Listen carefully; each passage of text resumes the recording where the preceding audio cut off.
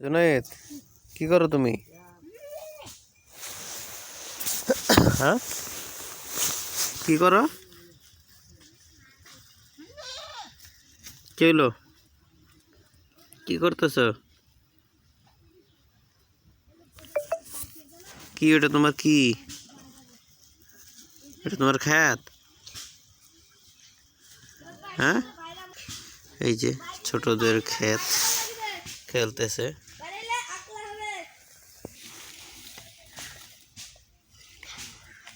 ছোট মানুষের খেলাধুলা। এই যে খেতে সার দিচ্ছে। এই খেতে কি লাগাবা? বিছন লাগাবা।